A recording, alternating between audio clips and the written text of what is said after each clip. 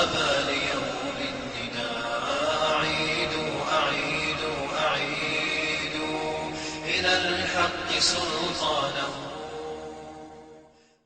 نستعينه ونستغفره ونعوذ بالله من شرور أنفسنا ومن سيئات أعمالنا. من يهده الله فلا مضل له ومن يضلله فلا هادي له.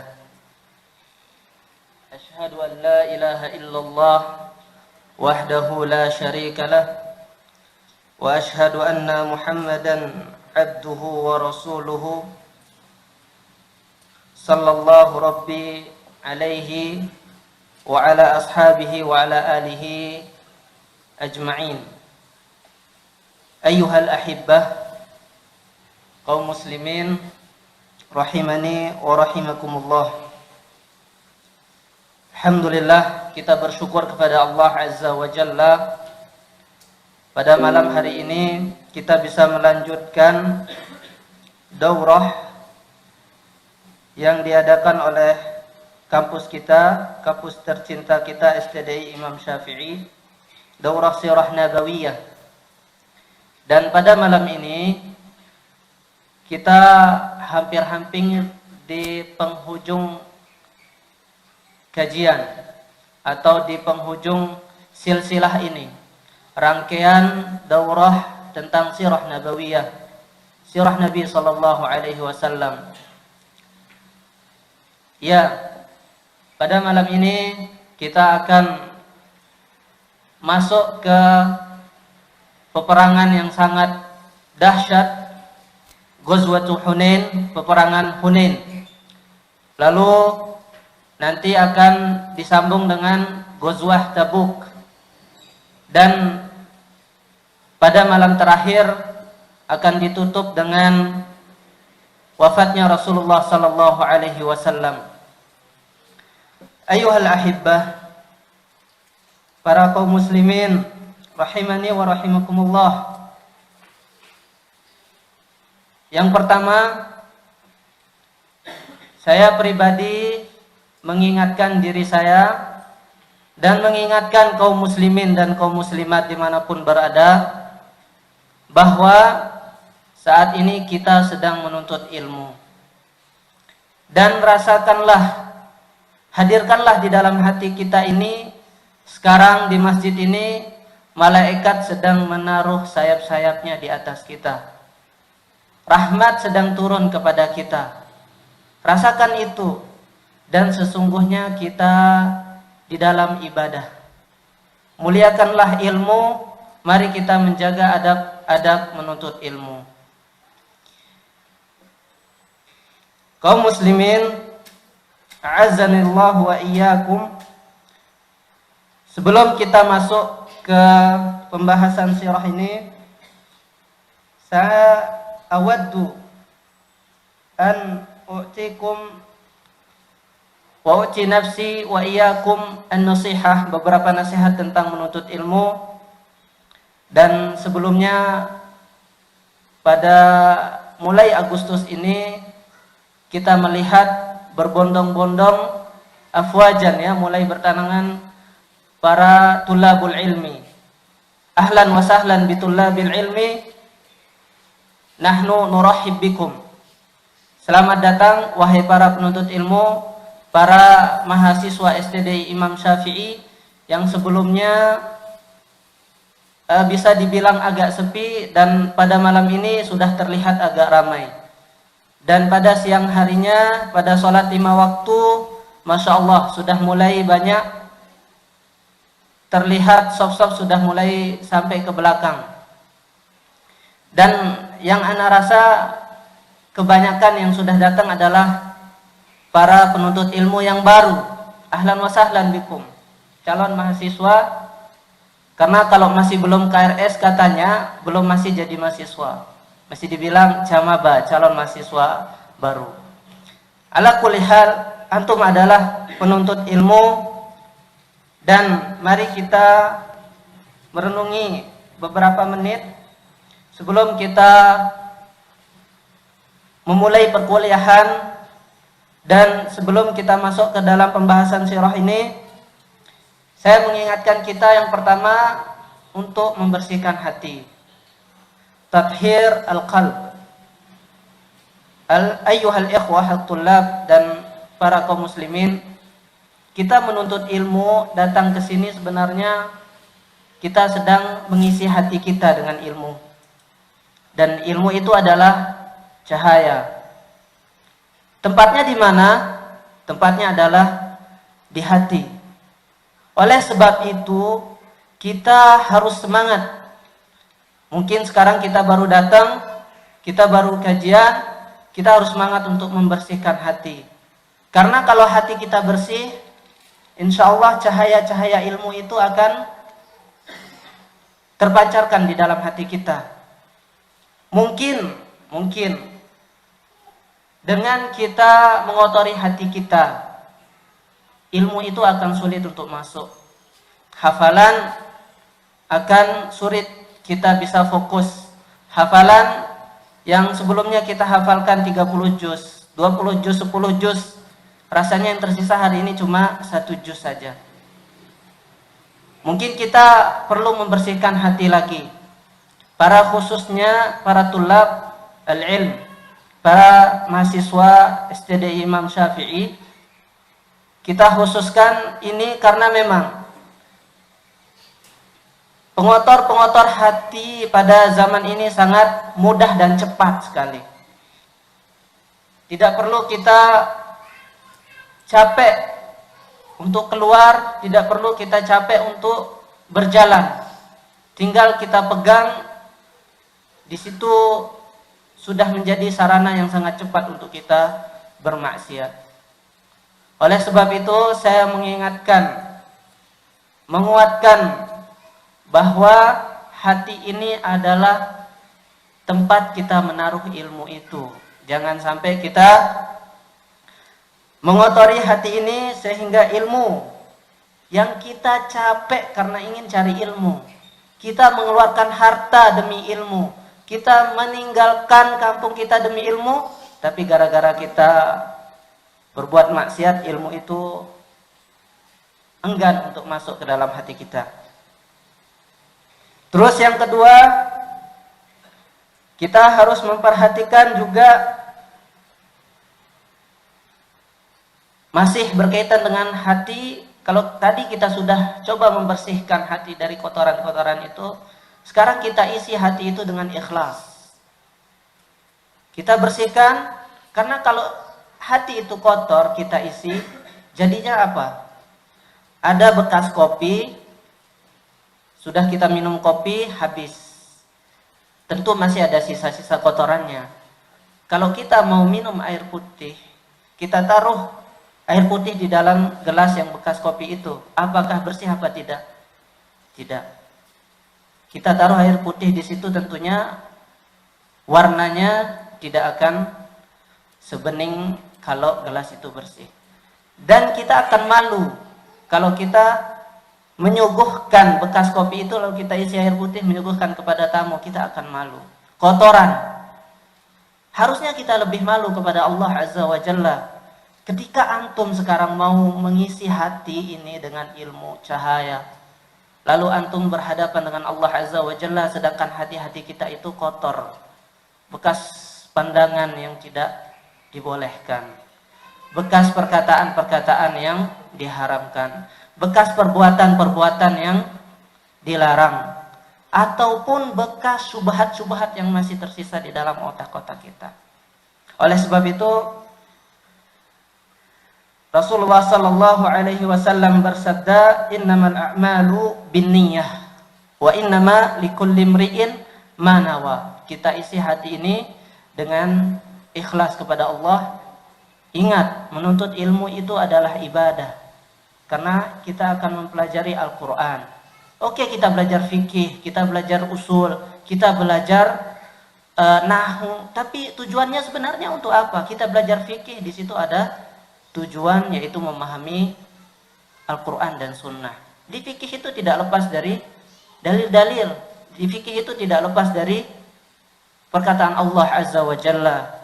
Oke, kita belajar usul. Usul tujuannya apa? Tentu usul juga, usul fikih diistinbat dari diambil dari Al-Quran dan Sunnah. Semuanya, bahkan nahu, kita belajar lughah bahasa Arab, adalah tujuannya untuk kita bisa memahami dalil-dalil syar'i. Semuanya masuk ke dalam ibadah kalau kita pikir-pikir, kalau kita renungkan. Oleh sebab itu, alaikum bil ikhlas. Pertama-tama sekarang perbaiki niat, perbaiki hati. Sebelum kita memasuki gedung kuliah, mungkin masih ada waktu kita untuk membersihkan hati. Masjid dekat dengan asrama, perbanyak baca Al-Quran, tobatlah dan menangislah kepada Allah ketika sendirian. Ketika kita di rumah mungkin banyak berbuat maksiat, kita tidak baik kepada orang tua, mungkin bahkan pernah bertengkar sama mereka, telepon mereka, minta maaf kepada mereka, dan harapkanlah ridhonya dari mereka. Taib. Yang ketiga yang perlu kita perhatikan, mungkin tidak banyak yang kita sampaikan karena memang tujuan kita adalah pada pertemuan kali ini membahas tentang sirah. Jam'u himmatin nafsi alaih. Ini sangat penting sekali. Ketika kita sudah datang di STDI, ketika kita sudah mengeluarkan banyak harta, kita sudah capek di perjalanan, bahkan saya dengar ada yang sampai 3 hari 3 malam di bis, tentunya capeknya luar biasa. Walaupun dia pakai pesawat mungkin dari kampungnya Surabaya ke sini, itu sudah sangat capek sekali, apalagi pakai travel mungkin yang nunggu sana sini, atau pakai kereta yang bawa barang berat-berat, capek sini, capek datang sini, tentunya sangat capek. Oleh sebab itu, setelah kita datang di sini, kecapean dan keletihan itu mulai pergi, kumpulkan dalam hati kita itu loh himmah. Itu semangat menuntut ilmu lagi. Semangat kita akan berjuang di sini. Kita sudah terpilih di antara teman-teman kita. Di antara ribuan pendaftar, ternyata Allah menunjuk kita yang lulus di kampus kita ini. Entah itu di I'dad. Di I'dad itu walaupun yang diterima banyak, tetapi banyak pula yang tidak diterima. Ini menunjukkan Allah telah menunjuk kita untuk berjuang, untuk mengemban amanah ini. Semangatlah, karena ilmu ini tidak akan didapat dengan bermalas-malasan. Ilmu ini tidak akan didapat dengan datang ke sini buat cari makanan, datang ke sini buat merasakan hidup di Jember. Enggak. Kalau seperti itu, mungkin kita perlu untuk melihat diri kita lagi. Jangan sampai kita sia-sia datang ke sini. Baik. Kita harus membersihkan hati ini, lalu mengisinya dengan keikhlasan, dan mari kita semangat untuk menuntut ilmu. Itu adalah wasiat penting yang perlu kita bahas, yang perlu kita gali lagi, yang perlu mungkin kita baca lagi, wahai para penuntut ilmu, ketika kita ingin menuntut ilmu, supaya tidak sia-sia kita menuntut ilmu. Karena walaupun kita sekelas itu ada 40 orang, tentunya tidak akan sama hasilnya. Yang semangat tiap hari belajar, yang membawa buku, tentunya yang di I'dad Lughawi, yang baru belajar, yang mempelajari bahasa Arab kemana-mana, mungkin membawa kamus, tidak akan sama hasilnya dengan yang sibuk main HP. Tayyib. Kita masuk ke sirah nabawiyah, siratun Nabi sallallahu alaihi wasallam. Semoga Allah memberikan kita taufik dalam memahami perjalanan beliau, perjalanan hidup beliau, sehingga kita bisa mentadbiq, yakni membuat sirah itu tertancap dalam hati kita atau membumikannya di dalam diri kita. Ghazwatu Hunain. Kalau kita melihat sebelumnya Fathu Mekah. Fathu Mekah ini adalah kejadian yang sangat dahsyat yang tidak akan pernah terlupakan dalam sejarah. Yaitu ketika kaum muslimin menang setelah sebelum-sebelumnya lelah berjuang. Di perang-perang sebelumnya kaum muslimin lebih sedikit di antara kaum kufar. Berjuang dan berjuang. Setelah sebelumnya pada masa dakwah siksaan-siksaan menerpa, Allah memberikan hadiah Fathu Mekah. Sudah banyak yang masuk Islam. Utusan-utusan datang dari berbagai tempat. Namun ada dua kabilah yang tidak mau, yang masih keras. Kabilah Arab. Rata-rata kabilah Arab pada saat Fatu Mekah masuk Islam kecuali dua, yaitu namanya Hawazin dan Thaqif. Hawazin dan Thaqif mereka kumpul rapat dan membentuk sebuah pasukan yang diketuai oleh, kalau sebuah film kita bilang aktor-aktor penting ya. Ini aktor penjahat, bintang 5-nya Malik bin Auf namanya. Walaupun nanti dia Malik bin Auf akan masuk Islam dan mengikuti perang-perang selanjutnya. Tetapi pada saat ini sedang menjadi ketua penjahat. Malik bin Auf di kalangan kaum musyrikin, dan dia adalah seorang pembesar di Hawazin. Dia mengumpulkan semua masyarakatnya, dia mengumpulkan semua pasukan sampai mencapai 10.000 orang yang siap bertempur, yang membawa senjata 10.000. Antum kalau lihat satu kampung dengan satu kampung aja yang akan bertengkar, atau alias misalnya SMA, antara SMA paling 10 orang, 10 orang. Seru enggak? Dahsyat enggak? Sangat dahsyat. Lalu bagaimana antara 10 orang, dan dari kaum muslimin nanti akan ada 12.000 orang. 10.000 dari kalangan musuh dan 12.000 dari kalangan penjahat. Penjahat kita bilangnya. Dari kalangan kaum musyrikin. Yang akan bertempur, tentu ini adalah akan menjadi pertempuran yang sangat dahsyat sekali. Yang sangat, kalau kita bisa lihat, mungkin kita akan lari kalau kita lihat langsung pada saat itu. Karena pertempuran itu sangat menakutkan. Satu orang antar satu orang aja berkelahi, kadang-kadang kita kecut. Ini 10.000 lawan 12.000.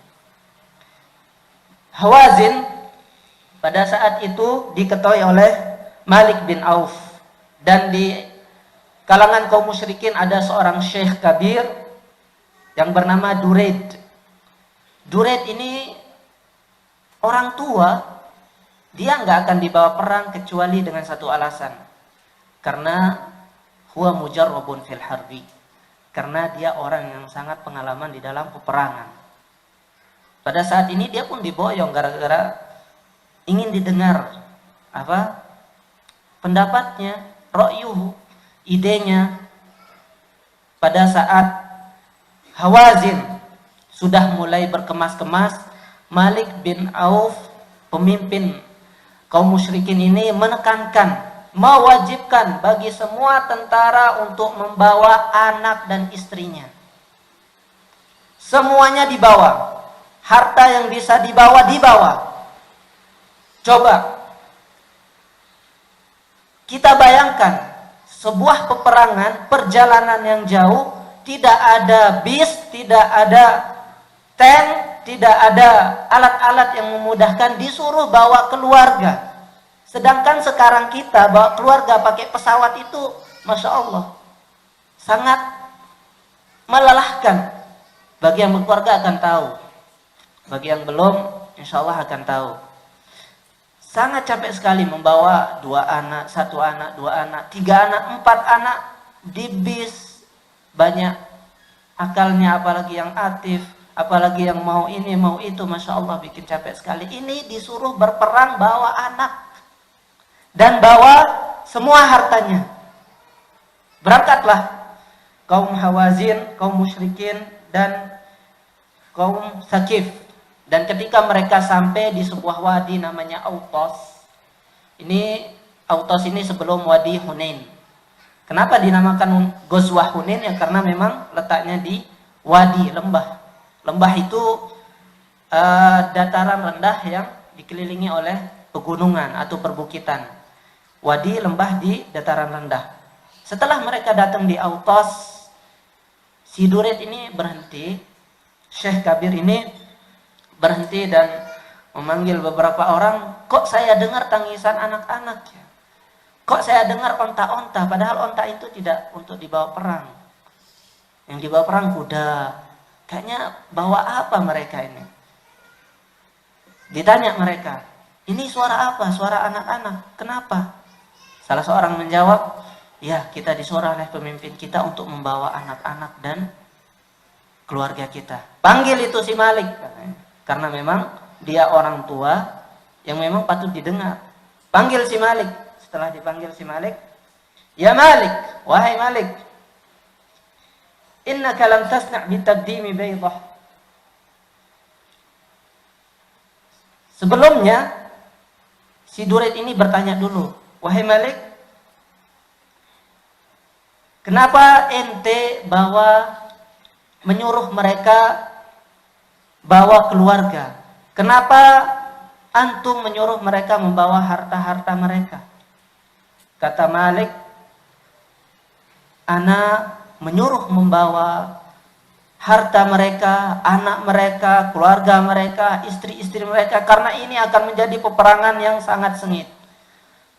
Karena kabilah-kabilah Arab itu sudah banyak yang masuk Islam, seolah-olah kita adalah benteng terakhir, supaya para tentara itu berperang dengan sekuat tenaganya sampai tetes darah terakhir. Supaya mereka kalau sudah bawa anak istri, mereka akan membela anak istrinya sampai mati. Begitu kata si Malik ini. Tapi si Syekh bilang, buat apa? Antum kalau menang gak ada faedahnya. Kalaupun kalah, kita akan lebih hina lagi. Kita akan diambil istri-istri kita, anak-anak kita. Sungguh akan menambah kehinaan yang sangat luar biasa. Kata Malik saat itu, ana enggak dengar ente.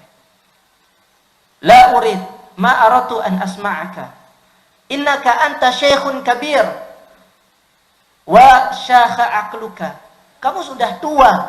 Coba, tujuannya tadi memang membawanya supaya dengar pendapatnya. Tapi sekarang bilang, ente sudah jadi syekh kabir, sudah tua, renta, akalmu juga udah lemah. Sekarang kita nggak mau dengar ente. Dia bilang kepada kaumnya, wahai kaum, siapa yang mau dengar saya? Kalau kalian tidak mendengar saya, lihat pedang ini akan menusuk saya dari belakang sampai ke depan. Pemberani juga. Kalau kaumnya bilang, kalau kalian tidak taat kepada saya, dia bilang kepada kaumnya, saya akan bunuh diri, alias dia akan menancapkan pedang dari belakang ke belakang sampai depan. Dan para kaumnya bilang, ta'atan wa sam'an, kita akan mendengarmu dan mentaatimu. Pada saat itu si Syekh ini juga kecewa dan bilang, ini peperangan yang tidak pernah saya lihat sekalipun sebelumnya. Tayyib jamaah sekalian, dari kejadian ini para kaum musyrikin benar-benar semangat untuk seolah-olah ini adalah perang terakhir, seolah-olah mereka adalah benteng terakhir untuk berjuang melawan Islam. Kita lihat apa yang akan terjadi selanjutnya. Di kalangan kaum muslimin, Rasulullah Sallallahu Alaihi Wasallam mendengar kabar Thaqif dan Hawazin mulai bersiap-siap untuk berperang. Oleh sebab itu Rasulullah Sallallahu Alaihi Wasallam mengirim seorang utusan yang langsung masuk kepada pasukan mereka. Masya Allah. Seorang utusan ini tentunya orang yang sangat cerdas dan landai.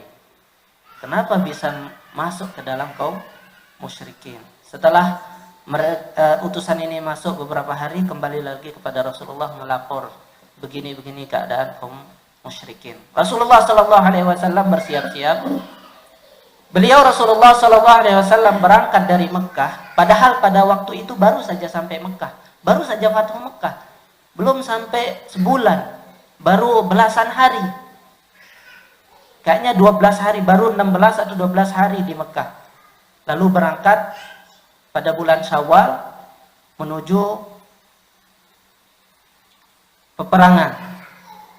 Rasulullah Sallallahu Alaihi Wasallam mengerahkan pasukan 10.000 dari kaum muhajirin dan ansar dan 2.000 dari orang-orang yang masuk Islam pada saat Fathu Mekah. Berapa jadinya? Bisa tambahan 12.000. Mana yang lebih banyak? kaum muslimin 12.000 dan kaum musyrikin ada 10.000. Berangkatlah kaum muslimin menuju Wadi Hunain, yaitu lembah yang bernama Hunain. Perjalanan yang sangat melelahkan, perjalanan yang kita bilang yang namanya safar qit'atun minal azab. Dan sekarang kita akan siap-siap untuk berperang, bertemu pasukan yang sangat besar 10.000 dan 12.000. Kaum muslimin sebelum sampai wadi mereka menginap di sebuah tempat, dan pada saat sahur sebelum subuh itu mereka sudah siap-siap. Tapi ini persiapan sebelum subuh dan siap-siap untuk sholat. Tentunya mereka sudah merasa banyak, karena peperangan sebelumnya mereka sangat sedikit. Coba kita bandingkan dengan peperangan Badar yang jauh perbandingannya dengan kaum musyrikin. Tapi di sini, Masya Allah, kita lihat kanan kiri sudah teman kita semua. 12.000 yang bersab di Tulab STDI. Kalau bersab semuanya, yang mungkin ada 1.000 berapa, itu kelihatan kita kuat gitu. Ini di lapangan bersab 12.000. Sampai-sampai mereka bilang, lan nuglabal yaum, kita tidak akan kalah pada peperangan ini. Mereka akan kocar-kacir. Terdengar oleh Rasulullah sallallahu alaihi wasallam, fa sya'ara bisyiddah, yakni sya'ara bil haraj. Rasulullah sallallahu alaihi wasallam pada saat itu langsung tidak tenang. Banyak ucapan-ucapan pada sahabat yang merasa sombong, yang seolah-olah mereka tidak akan terkalahkan. 12.000, Masya Allah, adadun kabirun jiddan. Kita tidak akan kalah lagi. Dulu ketika sedikit, mereka melihat angka yang sangat sedikit, mereka ingat kepada Allah. Mereka tawakal kepada Allah. Sekarang sudah merasa hebat, sudah merasa kuat, lupa sama Allah Azza wa Jalla. Apalagi banyak orang-orang yang baru masuk Islam. Di dalam perjalanan menuju peperangan ini, sebuah kisah yang sangat terkenal sekali, yang berada juga kisah ini disebutkan oleh Syekh Muhammad bin Abdul Wahhab di dalam kitabnya Kitabut Tauhid, tentang para kaum muslimin ketika berjalan menuju Hunain. Sebagian mereka, Waqid bin Laisi mengatakan, wa nahnu hudatsa'u ahdin bil kufri. Baru saja kita masuk Islam, kekufuran itu masih terbayang-bayang. Masih baru saja kita masuk Islam. Masih belum, karena baru beberapa hari dari Fathu Mekah. Tidak lebih dari sebulan, kurang dari sebulan. Wa nahnu hudatsa'u ahdin bil kufri. Mereka melihat di perjalanan ada kaum kufar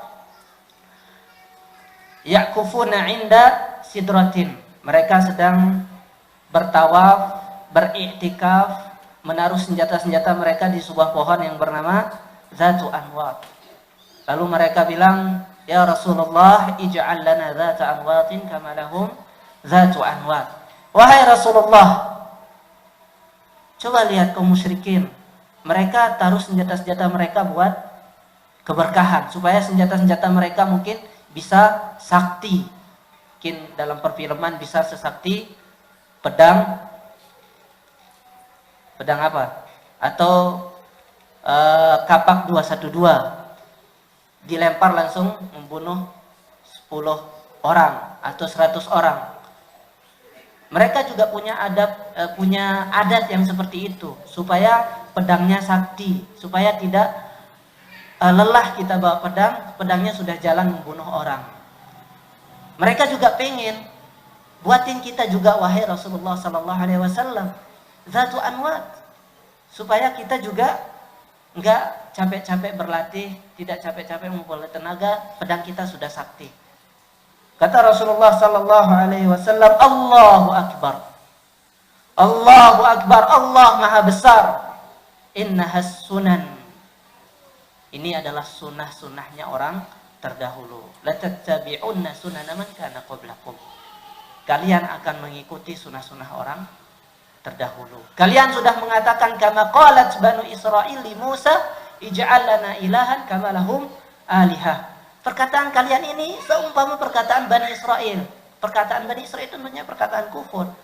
Buatin kita Tuhan seperti mereka buat Tuhan. Ini seolah-olah kita menjadikan tempat barokah itu seolah-olah kita mentasbihnya Rasulullah SAW mentasbih dengan membuat Tuhan. Karena mengapa? Suatu keberkahan itu tidak bisa kita tahu kecuali dengan cara syar'i atau dengan cara tajribah, dengan cara kabar-kabar syar'i Rasulullah SAW dan kabar dari Al-Quran dan Sunnah. Pada saat itu tentunya mereka tidak kafir. Kita bilang mereka tidak kafir karena ada al-udhru bil jahli. Tapi sebuah perkataan ini adalah perkataan kufur yang sangat berat. Karena memang mereka pada saat itu baru masuk Islam. Ini sudah menambah lagi kegelisahan Rasulullah SAW. Sedang mau perang, banyak kejadian-kejadian yang membuat beliau kecewa. Beliau sudah mendapat firasat ada yang tidak beres. Apalagi setelah mendengar para sahabat-sahabatnya yang sombong atau mengeluarkan perkataan-perkataan yang jauh dari tawakal kepada Allah Azza wa Jalla. Fase berikutnya fase peperangan. Setelah kaum muslimin siap ba'da subuh dan kaum musyrikin siap, berjalan kaum muslimin, kelompok kaum muslimin berjalan. Mereka biasa, mungkin sebagian mereka banyak merasa sombong, mungkin berjalannya itu jalan kiber gitu, yang membawa kesombongan, nengok sana sini ke atas, merasa seolah-olah jadi pahlawan kesiangan. Pada saat itu ketika mereka sampai di sebuah wadi yang dikelilingi oleh gunung, tiba-tiba panah-panahan itu datang dari segala arah. Melihat kanan kiri banyak yang terkena, bahkan banyak yang terbunuh. Sampingnya berceceran darah, banyak yang terluka, banyak yang mati. Bayangkan pada saat itu juga panah-panah tidak tahu dari mana arahnya. Kita mau melawan siapa? Siapa yang akan kita lawan? Tapi panah itu pun datang, mengenai kepala, mengenai telinga, mengenai dada, mengenai tangan yang melumpuhkan tangan tidak bisa perang lagi, mengenai kaki tidak bisa lari lagi, mengenai kendaraan tidak bisa dipakai lagi. Dengan suasana yang seperti itu Rasulullah SAW kuat. Beliau tetap tegap di atas baglah. Baglah ini tidak bisa lari, tidak bisa kuat lari, tidak bisa. Beliau tapi dengan tegap seorang pemimpin Rasulullah SAW tegap untuk berdiri dan melihat sahabat-sahabat beliau mulai kocar-kacir. Banyak yang kabur, lari sana sini. Bahkan orang yang baru masuk Islam mengatakan al-inhizamul yaum, sekarang sudah putus sudah Islam ini. Mereka juga mengatakan batulah sihru al-yaum, sihir Nabi Muhammad ini sudah batil sekarang. Sudah saatnya Islam sekarang dimusnahkan. Itu sebagian yang baru masuk Islam. Kocar-kacir sampai mereka lari. Tapi Rasulullah SAW tetap tegak. Ini adalah contoh seorang pemimpin. Ketika banyak teman-teman kita mulai resah, apalagi dengan dakwah ini. Banyak tantangan-tantangan kita ketika kita mau ke kampung. Mungkin terjadi juga ketika kita pulang kampung, ternyata kita berdakwah sampai perkataan-perkataan kita yang tidak sesuai dengan mereka. Mereka marah. Datang dengan kelompok-kelompoknya. Pak RT, Pak RW, menyoraki rumah kita. Di kampung banyak terjadi. Yang dibakar rumahnya. Yang dilempar rumahnya. Di luar dikepungi. Apa yang akan kita lakukan? Seorang bapak, mungkin kita sebagai kepala rumah tangga harus tenang. Mungkin istri kita sudah mulai tidak tenang dan kacau balau. Anak-anak kita menangis, kita harus tenang. Begitu Rasulullah SAW mengajarkan kita supaya tetap tenang, tegak. Dan beberapa ahli bait juga tenang saat itu seperti Al-Abbas dan beberapa yang lainnya para sahabat, tidak sampai 20 orang, sedikit tetapi tegak maju, baglahnya berjalan ke arah musuh. Coba sendirian jalan. Dan pada saat itu Rasulullah sallallahu alaihi wasallam mengucapkan perkataan yang sangat terkenal, "Anan nabiyyu la kadzib, ana ibnu Abdul Muttalib." Sambil berjalan, sambil tegak, Rasulullah sallallahu alaihi wasallam mengendarai baglahnya. "Anan nabi," saya seorang nabi, mengumumkan kepada semua orang supaya mereka tahu saya ini nabi. La kadzib, tidak ada kedustaan. Saya nabi yang kalian mau bunuh. Saya berani, saya maju. Anan nabiyyu la kadzib, ana ibnu Abdul Muttalib. Di sini Rasulullah sallallahu alaihi wasallam menunjukkan kesatriaan beliau. Ketika 12.000 kocar-kacir, cuma berapa puluh orang yang tersisa.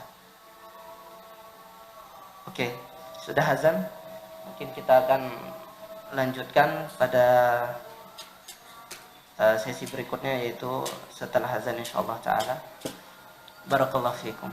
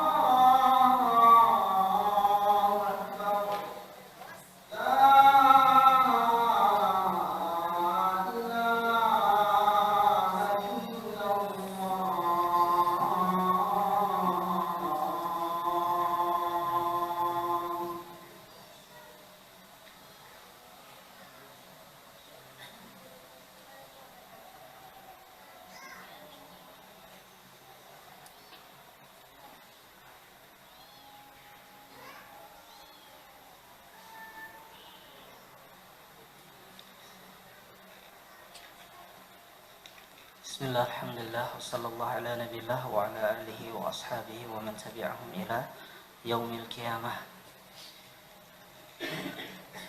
Sangat seru sekali ketika peperangan di puncak-puncaknya ternyata bersambung. Di sini peperangan sedang sangat dahsyat, sedang berjalan. Teman-teman kita sudah kabur, sahabat-sahabat kita sudah kabur. Coba antum sendiri merasakan ketika antum yang ditunjuk sebagai pemimpin ini kira-kira kabur apa tidak? Jauh dari Rasulullah sallallahu alaihi wasallam, keberanian Rasulullah sallallahu alaihi wasallam. Kita tentunya berusaha untuk mengkuduah beliau, mencontoh kepada beliau. Ketika suasananya sudah seperti ini, kaum musyrikin belum berhenti memanah. Panah itu tetap datang. Rasulullah sallallahu alaihi wasallam dengan tegas mengatakan kepada Abbas, "Ud'u bi ashabis samurah." Dan Al-Abbas, paman beliau ini terkenal dengan suara yang sangat lantang, keras sampai ke kejauhan bisa terdengar Al-Abbas. Kemudian paman Nabi sallallahu alaihi wasallam memanggil, "Ya ashabas samurah, ya ashab bai'atir ridwan, ya ayyuhal muhajirin, ya ayyuhal ansar." Memanggil dengan suara yang sangat keras, tentunya tidak seperti suara anak. Yang sangat keras, terdengar sampai kemana-mana, terdengar oleh orang-orang yang lari. Para sahabat yang lari mendengar suara ini, mereka tiba-tiba mendengar suara ini, memutar diri.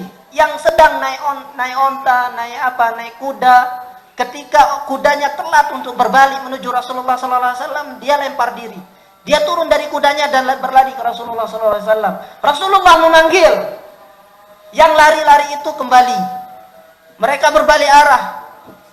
Mereka akan bertempur lagi dengan Rasulullah sallallahu alaihi wasallam melawan kaum musyrikin. Mendengar nida Al-Abbas sama Nabi sallallahu alaihi wasallam ini. Akhirnya 10, 20, 50, 100, 200 sampai ribuan para sahabat terkumpul. Mereka berperang. Kata Rasulullah sallallahu alaihi wasallam, "Al-an syahatil wujuh." Sekarang saatnya kita menang.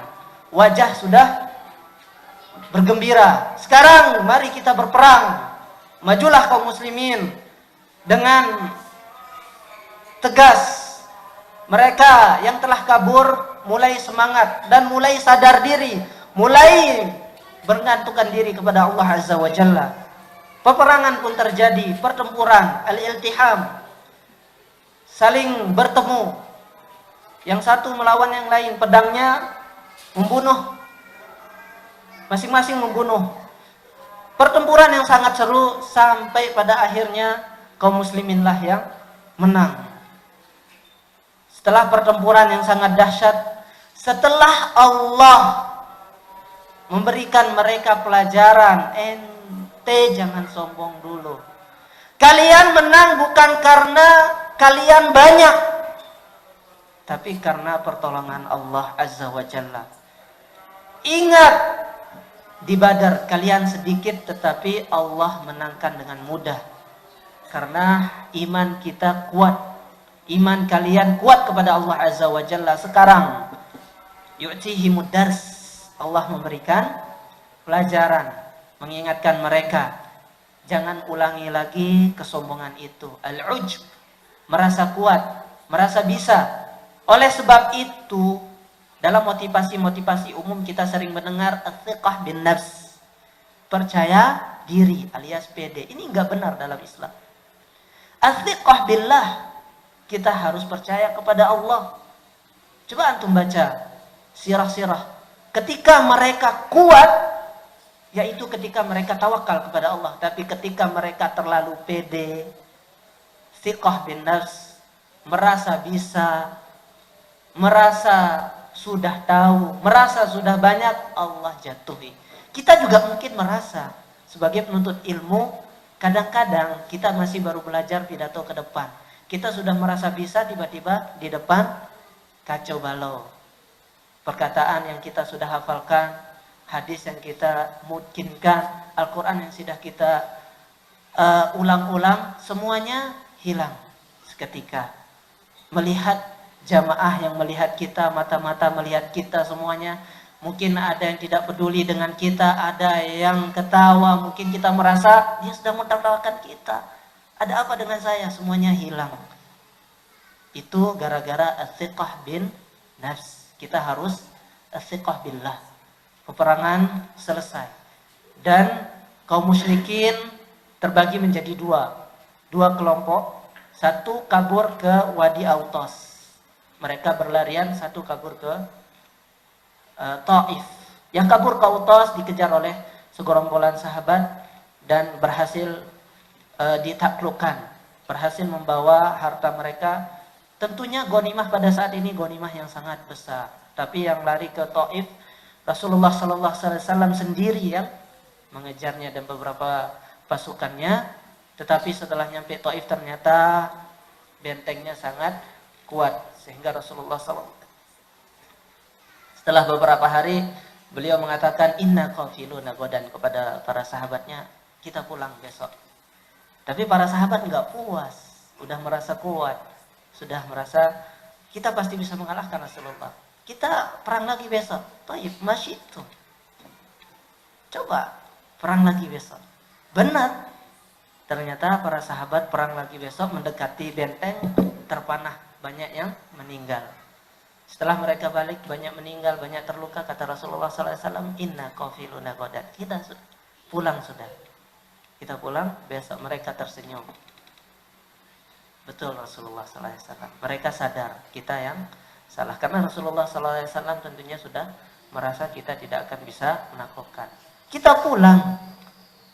Ghanimah sudah banyak. Para tawanan juga sudah melimpah. Biarkan yang ini mungkin kuat, kita pulang. Setelah mereka di jalan, Rasulullah SAW mengatakan, wahai para sahabatku, katakanlah ayibun, taibun. Ayo kita bertobat kepada Allah Azza wa Jalla. Sambil kita istighfar, pulang. Dan kata mereka, ya Rasulullah, ud'u ala Thaqif, ud'u ala Thaqif. Doakan kematian kepada kaum Thaqif dan Hawazin ini. Kata Rasulullah SAW, la. Allahumma hdihim wa'ti bihim. Rasulullah mengatakan, ya Allah berilah mereka hidayah dan utuslah mereka kepada kita. Dan benar kata para ahli sejarah, setelah beberapa hari Rasulullah pulang ke Mekah membawa ghanimah yang sangat banyak. Allah memberi hidayah kepada kaum Thaqif ini. Oleh sebab itu, peperangan dan jihad itu bukan untuk menumpahkan darah semata. Bukan ingin jago-jagoan, membunuh dan membunuh. Tetapi semua ada batasnya. Ketika kita sudah harus pulang dan ketika sudah memberhentikan peperangan mungkin seperti yang dialami oleh Rasulullah SAW ini, saatnya pulang, tidak kuat untuk masuk ke benteng mereka karena tidak semua pasukan yang ikut saat itu. Ya udah kita pulang. Ternyata benar Rasulullah SAW memberikan hadiah yang lebih besar, yaitu hidayah mereka. Tentunya maslahat hidayah mereka lebih besar daripada cuma bunuh-bunuh mereka saja. Ayuhal ikhwah, peperangan sudah selesai. Ghazwah Hunain alhamdulillah happy ending, yaitu kaum muslimin menang setelah mereka diingatkan oleh Allah Azza wa Jalla. Ini menjadi, pada kisah ini sebenarnya sangat banyak sekali faedah ilmiah, baik secara akidah, fikih, dan akhlak, baik itu secara kepemimpinan. Kita jangan susah-susah cari seminar-seminar kepemimpinan. Apa isinya motivasi di luar. Kalau kita mempelajari terus sirah nabawiyah, mempelajari terus agama ini, kita akan menemukan sejuta motivasi. Motivasi hidup, motivasi kita belajar, motivasi kita semangat lagi. Kita akan menemukan semua itu, nggak perlu kita mencarinya ke barat. seperti sebagian kaum muslimin hadahumullah. Mungkin kita juga dari orang umum, mungkin dari universitas-universitas umum kita pernah mengikuti seperti itu. Kalau kita bandingkan dengan yang kita temukan saat ini ketika mempelajari sirah dan ketika mempelajari ilmu-ilmu agama, kita akan menemukan semua itu sudah ada di sirah Nabi SAW, sudah ada di ajaran Islam tentang bangun setelah terjatuh, tidak putus asa. Judul-judul seminar seperti itu, motivasi kepemimpinan, bangkit kembali, terus kejujuran, semuanya itu ada dalam Islam. Tapi kita perlu baca lagi. Ada beberapa faedah mungkin sedikit kita bisa sebutkan dari peperangan ini. Semoga faedah-faedah ini bisa kita terapkan di dalam kehidupan kita. Karena inti sirah itu bukan hanya kita melihat filmnya saja atau tahu peperangannya saja. Kita tidak harus tahu persis seperti apa, tetapi al-ibrah fa'tabiru ya ulil absar. Kita mengambil pelajaran-pelajaran. Pelajaran yang pertama seperti yang sangat jelas sekali, yaitu tentang bergantung kepada Allah Azza wa Jalla. Ini akidah yang harus kita tanam kepada diri kita. Bandingan antara Ghazwatul Hunain dan Ghazwatul Badr. Ghazwatul Badr peperangan besar pertama ketika kaum muslimin sedikit, bandingannya mungkin 3.000 lawan 10.000 ya. 300. Masya Allah, jauh sekali perbandingannya ketimbang bandingan saat ini 12.000 dengan 10.000. Tetapi ketika kekuatan iman itu nancap, Allah akan menangkan kita. Dan di Ghazwah Hunain ini alhamdulillah, karena keimanan sahabat, tidak semua mungkin yang sombong saat itu. Oleh sebab itu Allah cuma memberi peringatan, cuma memberi teguran, sedikit agak kacau, akhirnya kembali lagi. Karena para sahabat lain banyak yang masih kuat imannya, dan mungkin ketika mereka berlari juga ada Rasulullah SAW yang motivasi yang membangkitkan lagi, menaruh keimanan lagi kepada hati-hati mereka. Akhirnya kemenangan itu berpihak kepada kaum muslimin. Terus yang kedua, saat kita mulai peperangan ini, mungkin kalau kita sekarang berdakwah ya, kita juga perlu ada mata-mata yang kita perlu tahu kondisi musuh. Bukan untuk kita perangi atau apa begitu, tetapi mungkin ya tidak serta-merta kita sibuk dengan mata-mata terus. Tidak, tetapi kita ini menjadi pelajaran kita supaya kita tahu kondisi, kita tahu hal, kita sedang di mana sekarang. Jadi kita bisa misalnya tahu kondisi dakwah kita, bagaimana cara bergaul dengan mereka, dan bagaimana kalau ada hal-hal yang kita tidak inginkan mereka datang dengan kompolan, mungkin kita tahu yang kita bisa hubungi adalah misalnya Pak Kapolsek ini. Mungkin Pak Kapolsek ini walaupun tidak mengenal dakwah, tetapi tidak berpihak kemanapun. Dan ini terjadi di sebagian kampung dan saya melihat langsung. Tayyib. Dan peminjaman senjata juga boleh di dalam Islam, karena Rasulullah SAW pada saat Fatu Mekah ini meminjam senjata dari seorang kaum musyrikin. Ad-dira. Khurujul mar'ah lil jihad. Bolehkah perempuan itu berjihad? Padahal yang kita sering dengar disebutkan di dalam Bulughul Maram dan hadis-hadis Nabi SAW, para wanita yang bertanya kepada Rasulullah SAW meminta beliau jihad, dijawab apa? Jihadukunna al-hajj. Jihad kalian itu haji, bukan berperang.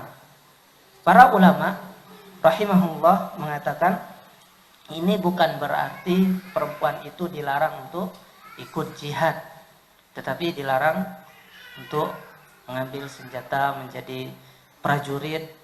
Karena tugas-tugas perempuan di dalam peperangan itu ada, seperti perawat yang sekarang mengobati orang yang sakit, menyiapkan makanan. Boleh perempuan itu pergi jihad, tentu ada syarat-syaratnya.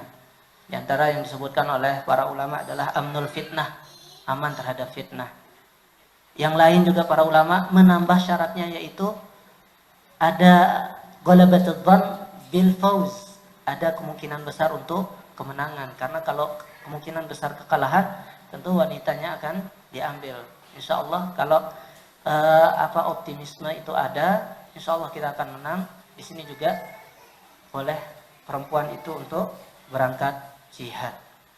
Dan banyak lagi ayuhal ikhwah yang bisa kita petik dari peperangan ini. Namun qadarullah wa masya'a fa'al, kita tidak bisa berlama-lama dan melanjutkan sesuai kehendak kita. Insya Allah kita akan mengambil faedah-faedah ini dengan membaca buku-buku sirah dan membaca kitab-kitab ulama. Tentunya sekarang juga sudah banyak buku-buku yang menyebutkan sirah sekaligus fikih-fikihnya, ahkam-ahkam yang terkandung dalam sirah ini. Seperti kitab Fiqhus Sirah li Syekh Ramadan Al-Buti, ini juga sangat bagus menyebutkan faedah-faedah apa yang terkandung di dalam kejadian-kejadian ini. Jamaah sekalian rahimani wa rahimakumullah,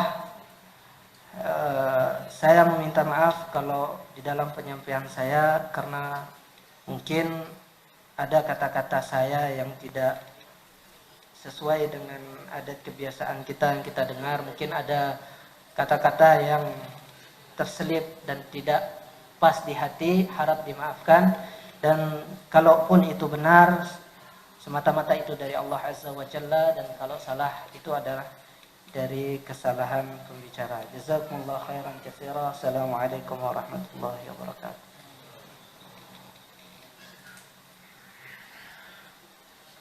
اطلب العلم أخي فهو درب به نور، به ترقى به تحيا عالما حرا فخور. اطلب العلم أخي فهو درب به نور، به ترقى به تحيا عالما حرا فخور.